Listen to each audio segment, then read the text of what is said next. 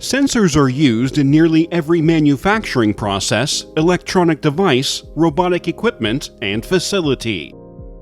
A sensor is a component that provides some form of output in response to a physical input, which is used for various applications.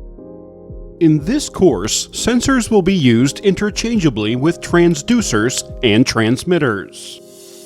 Transducers are energy conversion devices that translate one form of energy encountered in the operation of a system into another form that can be recorded or used as a control input. Transducers provide output in the form of signal energy. Transmitters are commonly used to describe transducers that are adapted to transmit process information over long distances. There are two types of sensor families, which include self-generating and passive.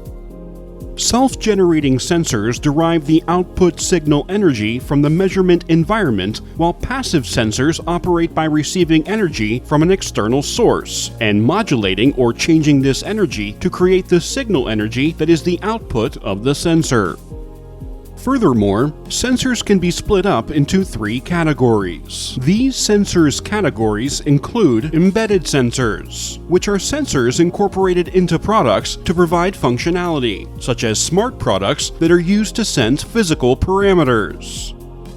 Product validation sensors, which are used to validate products that are intended for public or commercial distribution, must meet or exceed the needs of the intended market. Process control sensors, which are highly stable sensors that are used to monitor and control processes, such as processes that manufacture processed foods, pharmaceuticals, fuels, oils, and industrial chemicals. All sensors are used to measure or quantify an attribute, which is a characteristic of a system or thing that can be measured. Attributes that are measured by a sensor include force, pressure, length, strain, temperature, acceleration, time, and flow volume.